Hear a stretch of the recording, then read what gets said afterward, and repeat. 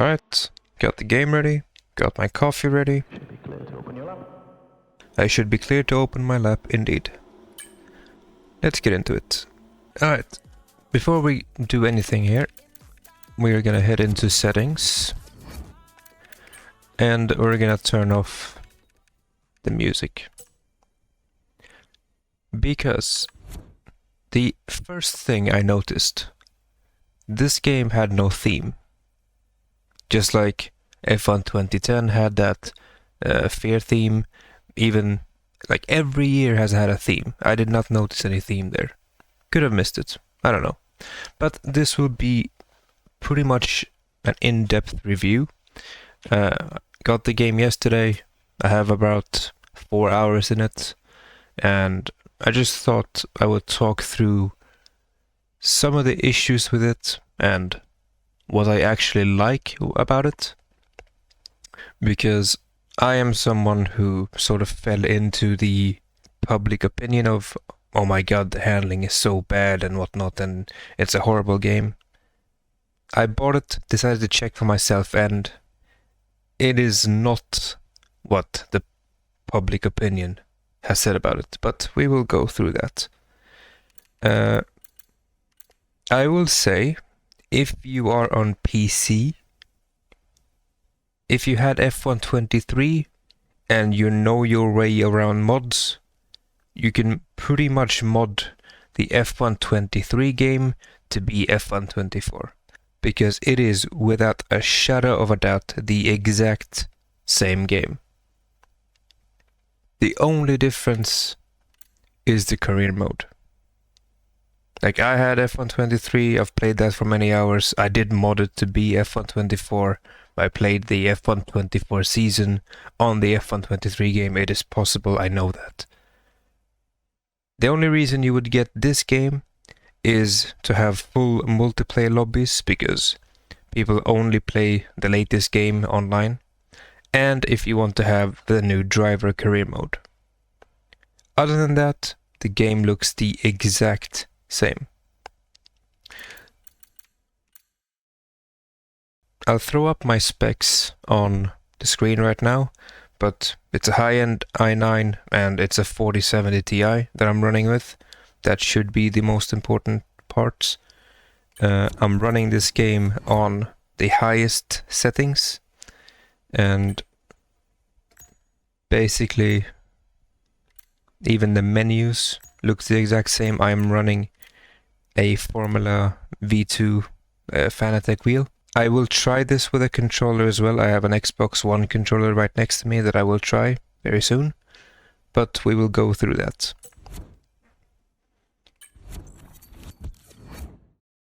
It has like unnecessary animations. They sound very good, but to me it's just fluff. It's to make it a bit tiny different from the last game so that you would notice that something is off, but you know, it's a very cheap design trick. EA music, I think it is pretty much the same songs, but I generally don't care for the music. And other than that, I think we can leave the settings. The only thing I do want to do with the graphics is that I want to turn on the subtitles. Alright. The theater looks the exact same as F1 23. After every race, you do have a smaller replay with your highlights, and then you can save the full race replays. This menu is unchanged. The store is also pretty much the same, but the only difference is, I think it's a bug, because nobody from EA has really confirmed it. But when customizing your character and your car, you can't really choose out of all possible liveries, edit them, and then if you like it, you can buy them. You have to buy them first, and then you can edit them, which is pretty much backwards. Could be a bug, I'm not really sure. If it is to be like that, then it's a scummy move on EA's and Codemasters' part. It's a bit predatory in my opinion, but I don't really play this game for the custom liveries. I think they suck. They've always sucked. But I say that as a PC player who can always mod the game. If you're a console player, I do feel for you. But don't give in to this predatory behavior from EA. Other than that, the game looks the exact same. You have these clothing brands for your driver that you can't see. The only reason you would ever buy any of this is if you have the money and you don't generally have a brain. I'm just being honest with you. We have liveries. These are the ones you can buy for now. I can preview them. I cannot edit them. And the same is for personal stickers. The same is for sponsor decals and the badges, because now everything is a bit different. League Racing looks the exact same as it did in F1 23. Nothing has changed here. This is pretty much the exact same menu with a different background. We have local multiplayer, split screen and LAN game. I don't use these. Have never used these, unfortunately. And then we have F1 World, which is sort of the hub of online, if you want to put it that way. It looks the same as last year, but when we go to customization, and let's say I've created my profile here. If I wanted to go to car liveries, I can see the designs here. Now, if I want to create a new livery, these are the ones that I have available to me. These two I get with the Championship Edition. This is a stock one, and this one is one I have unlocked from the pass with the 4 hours that I have played so far. I cannot edit or customize the liveries that are on the store or in the pass. I have to buy them first. And the same goes for the sponsor decals. The same goes for the race suits. Like if I want to go edit my suit, I only have 2 available. I can browse items, but I have to buy them before I want to edit them. And this is not something that the F1 content creators that we normally watch said, but I don't think they had access to the store. I think EA was very specific with what you could and could not showcase in the video. But as I said in the intro, I'm not sponsored by EA. I don't care about Codemasters. I don't care about EA. I'll say whatever the truth is, so you'll know what you get yourself into. Same goes for gloves. Same goes for character poses. I only have 1. There's 3 you could buy, but again, a lot of things have been stripped away. Could be a bug, could be intentional, don't really know. Car liveries and badges the same. And then if we head to the showroom, you have player cars, F1 24 cars. Same menu. And then we go into F1 World.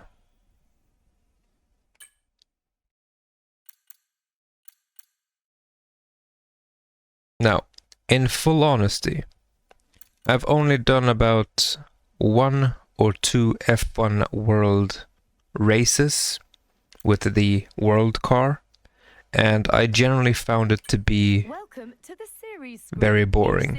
Completing a series can unlock further series, exploring more and the AI is way too easy. It was on last year's game. It should be the same on this year's game. And generally, to me, it is very uninteresting because I only play this game for career mode and online. But if you're someone that enjoys the type of thing, you enjoy the progression, it is the exact same mode as last year. Then we have Grand Prix multiplayer time trial and some information about sim racing, former F1 esports. All of them look the exact same. as F123.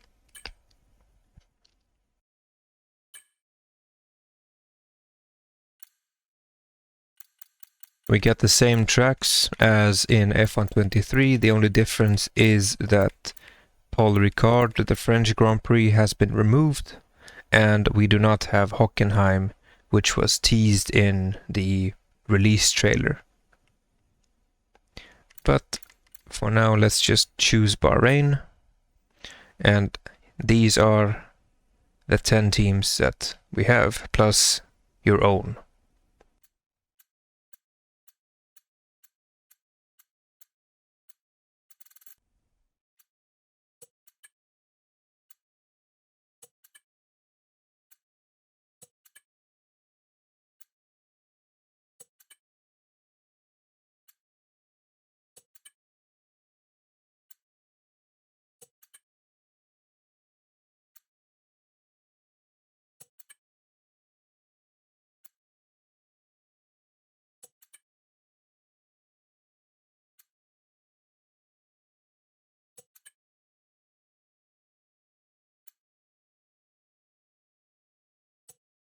And then in terms of Grand Prix settings, you have the same as 2023.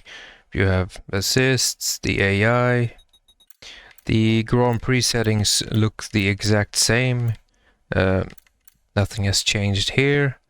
We can head into the Grand Prix. I think it's a 5-lapper. Okay, here we go. I know what you can do. Don't let me down. The engineer sounds are pretty much the same. They have some new things for the new features that the engineer can tell you about, like the objectives and the battery and whatnot, but other than that, the same radio messages should be played in this game. If we head to car setup, the page also looks very similar, but within the actual setup you have engine braking, and this setting is actually quite easy. The higher up you put this setting, the more battery you charge when you brake or when you coast. The lower it is, the less battery you recharge, but it has its downside. When it's higher, the car is gonna feel a bit more unstable, like it wants to pull away from you, and when it's lower, it is a bit more stable, especially towards the rear. Generally, the game recommends around 30. You should wait until more experienced people test this out, but other than that, we'll run the normal setup. It's recommending 97 brake pressure when we used to have 100. We'll run with that. We'll run with 55 bias, tire pressures. Leave that as it is, a bit less rear wing. And we can head into it. Let's head into this. And we're gonna let people go by.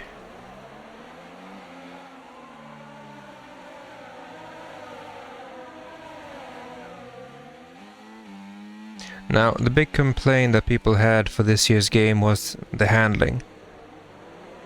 And what I can say after limited testing, maybe like 300-400 laps, you get used to it pretty fast.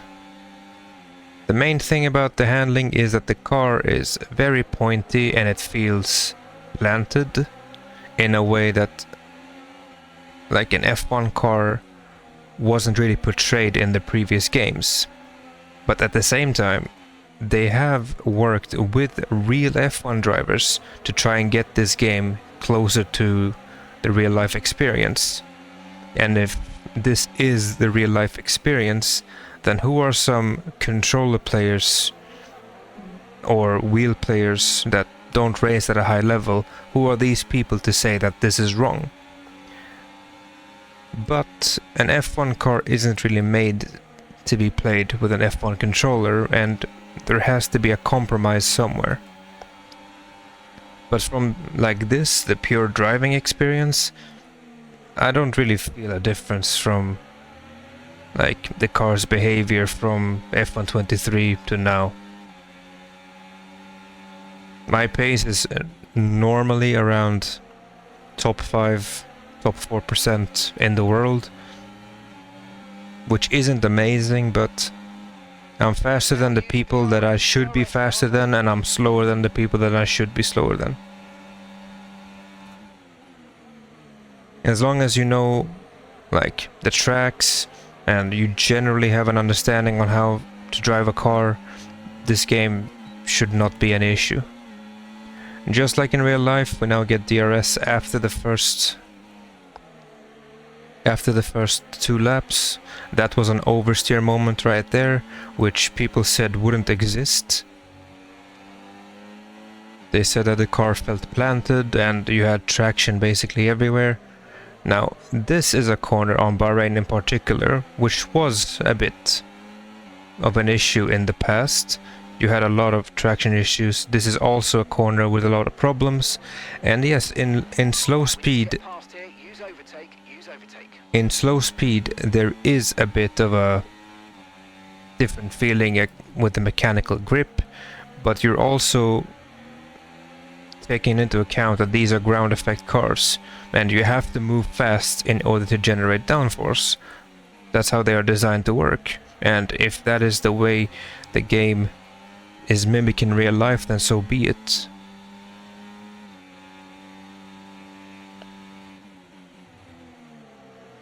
Let's try to get past Ricciardo here. We'll activate the battery. We have overtake on. Open up DRS.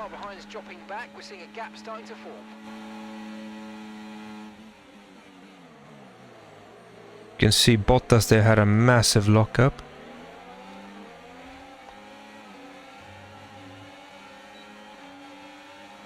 And we can shift through the battery to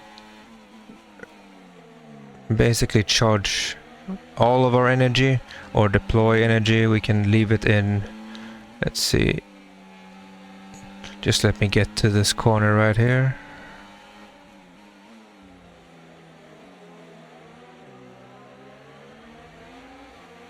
We can flick it to hot lap, we can flick it to overtake, and we can leave it at medium and then none.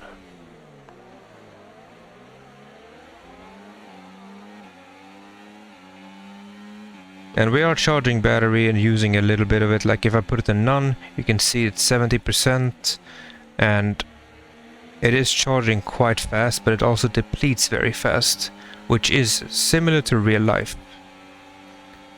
It's very rare that you see drivers push lap after lap after lap and always having the battery to do so. They have to recharge at some point.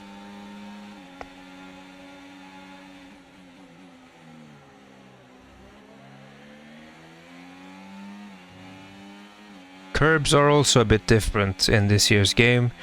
I hit that curb at the end there. Last year it would have spun me out. This time I can ride it a bit easier. And now I'm running in hot lap mode.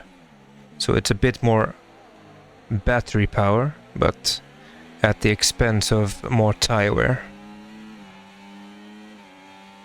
And even if I am in hot lap mode and I press the ERS button, I can still flick it into overtake and use the extra power. And generally, I do agree with the opinion that the new HUD is somewhat ass. I understand different things, like the big red bar is the energy I've harvested this lap. The green and the yellow are the energy that I have in my total allocation and in like my allocation for this specific lap. Like you'll see as I cross the finish line here for the final lap, now the green bar fills up, and that is my allocation for this lap, and the yellow is my total allocation. In hindsight, I would want the throttle and the brake bar to be just below the gear number and make it thick. I want to actually see the inputs, because it is so helpful when studying faster drivers or studying for your own mistakes. Like those bars on the right and left there are so bad. Like there's no reason for them to be that small. Aesthetically, it's, as we're just gonna do a quick dive bomb here. Aesthetically, they are not very pleasing at all. Okay, good work. Great pass. It's terrible design.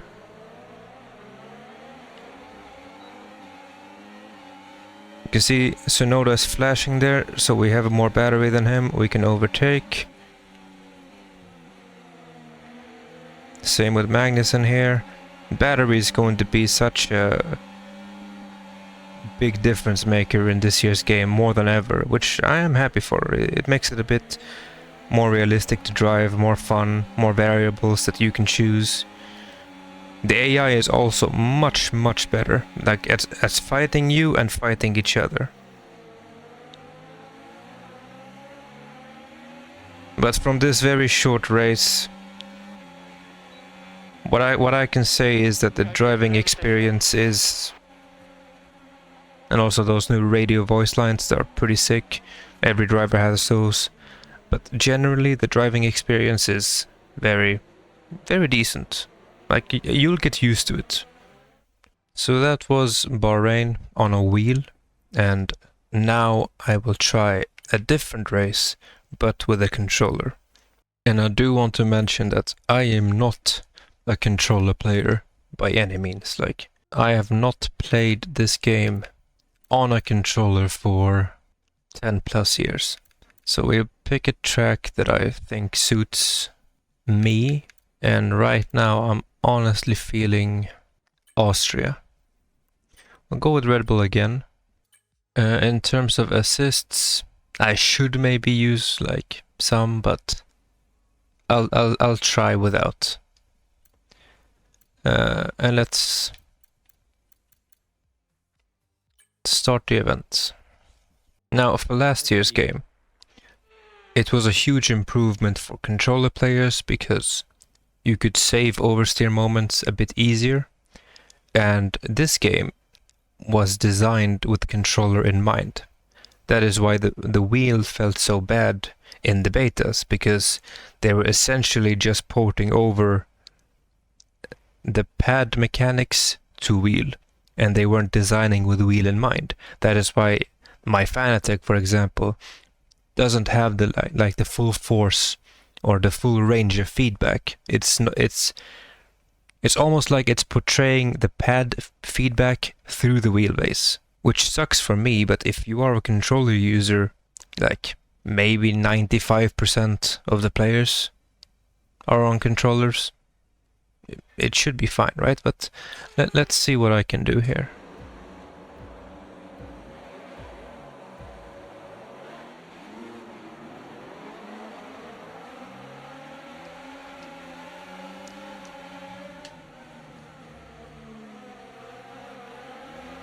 Like, I am not confident on the throttle at all with these tiny triggers. Like, I have no idea how fast people on controllers are, like, competitive at all.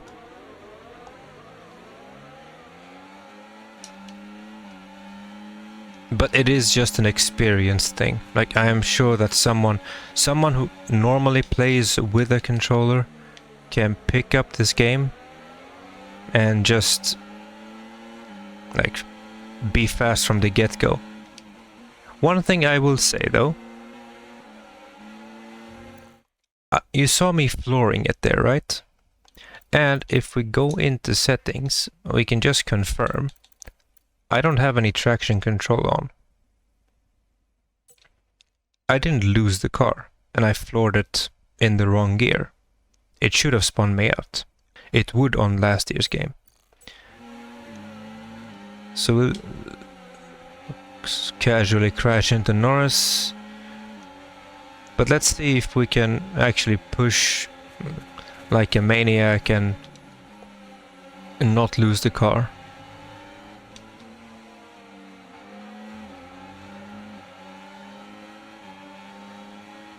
Like, the traction issues should be in turn 3.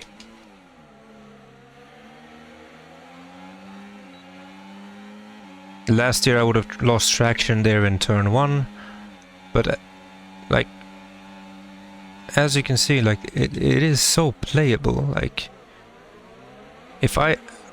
Okay, and there. I made a mistake there. It punished me. But let's see. Also, the new replay audio system is so good. Where am I? I lock up and I floor it, and that is quite realistic.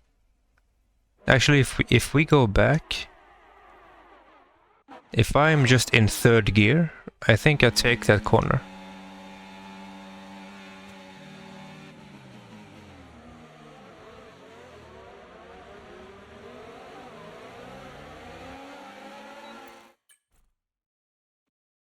I'm trying to hit it on a specific way. I'm not used to downshifting with the controller.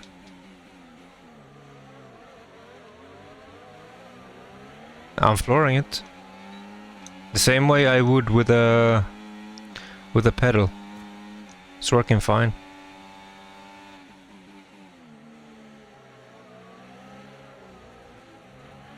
Slightly off the track, but as I said, a normal controller player would pick this game up and be fast from the get-go. This actually feels so good.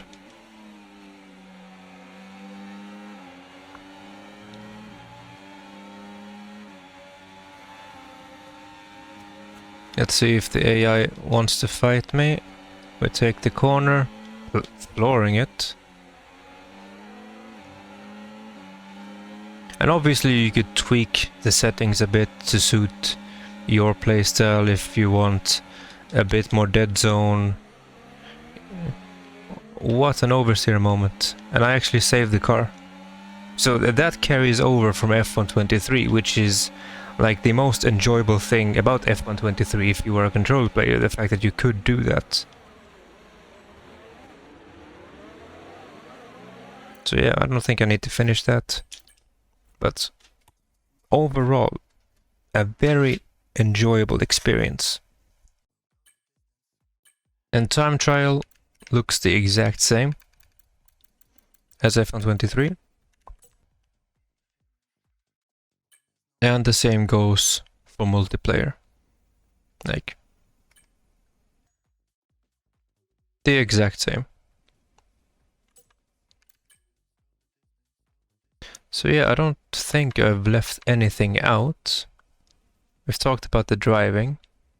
To me, graphics don't really matter. Like, whenever I'm gonna race competitively, I will turn everything down to the bare minimum because that is just the way to go for performance and for consistency. You don't want any extra shadows anywhere because it ruins like the racing. The driving ability on a wheel, it's fine. It's not as bad as people make it out to be, but it's also not the same exact game that was tested in the beta that had all the negative opinions. The customization sucks. Like, very predatory move on EA's part that you can't customize anything unless you buy it, which just deters people like me from ever buying anything. Like, you're not gonna convince me in any way, shape or form that I should buy something and then try it, or then customize it. The final thing that we can check out, that I'm actually going to do an entire series of, is the career mode. My team looks the exact same. 2-player career has new features where some of the secret meetings and development and how Acclaim was reworked into, what was it? Recognition, I think it's called. That carries over to 2-player career mode. But I will do a series on this as a standalone thing.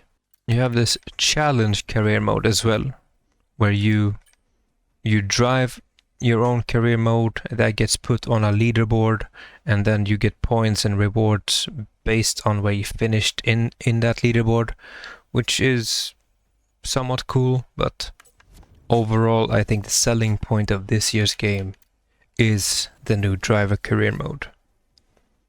Like, we'll just go through the settings here. We can have an official driver or our custom driver. If we go to our official drivers here, we have all the F1 drivers that we can choose to drive as. We have the F2 drivers. And then we have icons.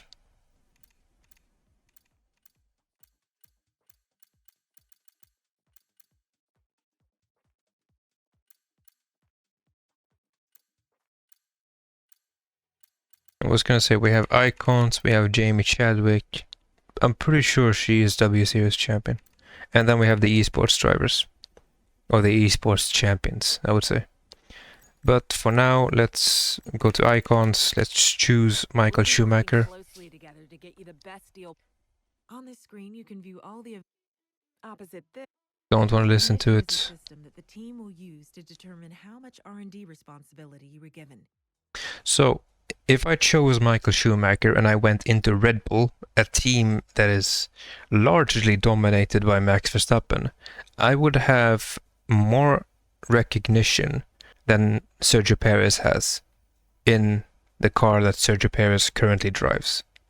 Which is a bit sick, like, you carry name value in a career mode, and the team recognizes that. So let's just choose Red Bull for now. We will choose Verstappen as our teammate. Sorry, Checo. And to me, that just looks wrong. You need to have Michael in red.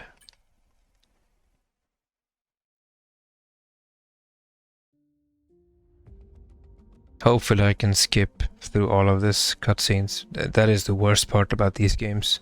Every time you make a new career mode, same exact cutscene, and you can't skip it. Let's do this for real.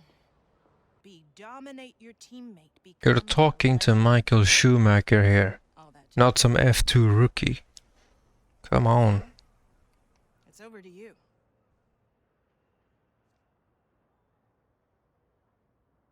This gives me FIFA vibes for some reason. Okay. Or here we are. EAFC. Contract time. The team are expect. Skip, skip, skip, skip, skip, skip, Here, skip, you can skip, longer skip. Alright. The game is telling me here,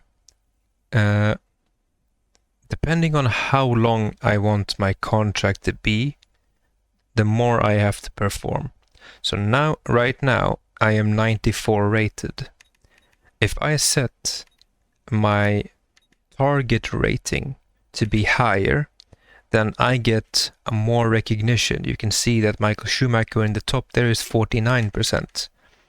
Right now it's 48. If I go down, it's 47. Less is expected of me, the lower my target rating is. The game recommends 95, we'll go to 95. And I have 1 season as a contract length. I can probably set it higher, but it would have to be at the end of this season, depending on how I perform. At least that's how I think it is. Ah, we're signed. We've signed that. Let's see.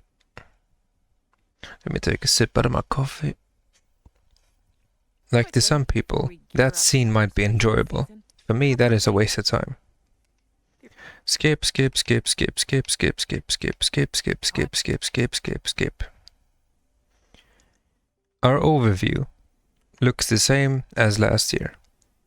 Like we have our mailbox, we have the timeline of our next events. Your specialists are a team of experts that will be working with us part-time. Completing these goals will you can see each specialist. This is new. Selecting. Welcome to your contracts hub. Take a look at that in a second. So this is just my own performance. Review your current contract. And let's see. These are your active accolades. A close point. If you're ready, each Okay, so the rivalry system is a bit different. That is nice. this graph will show you how your driver ratings are evolving throughout your career in F1. Finally, That is also nice. Some form of tracking of how you're actually doing in your season. select drivers from the left-hand list. And you can compare yourself to the other drivers, which is nice. Now, the R&D system Okay, man. In order to develop upgrades can be looks the purchased exact by you same. and your- Okay. So, that sort of changes my opinion a bit, and I'll tell you why. All of this that you're seeing right now, all the new stuff, is basically fluff. Because all of it is just menu. It's not really gameplay per se. The racing is largely, like the racing, actual racing, is largely the exact same, other than the fact that you have a bit more options with ERS. The R&D system looks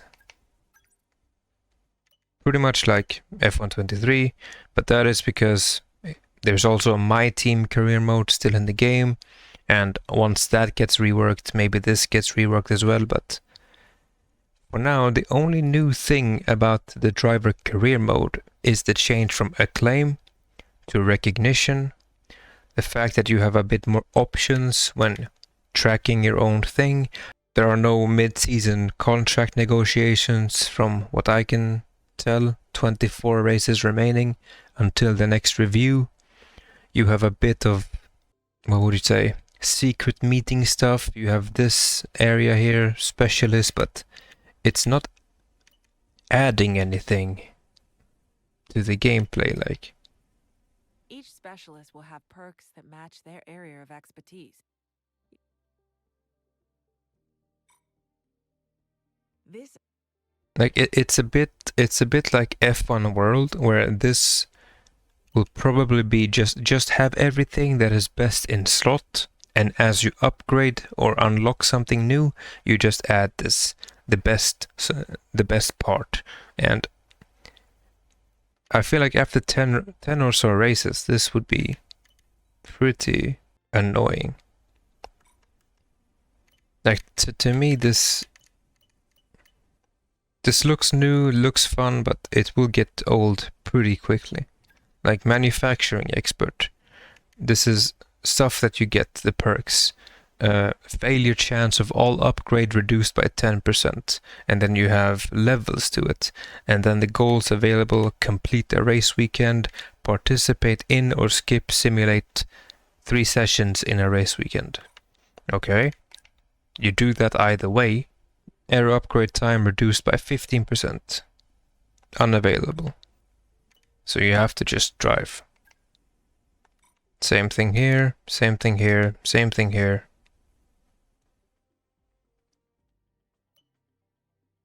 And this really just changed the old department scene from last year's game, where you could like go into Williams and you saw that their engine was rated 2, but their chassis and aero package and durability was rated 1, and you knew that those departments really lacked, and the more you drove for them and the more points you got with them and the more they won, they upgraded those departments on their own. Right now you are doing that, but it's not adding anything to the game.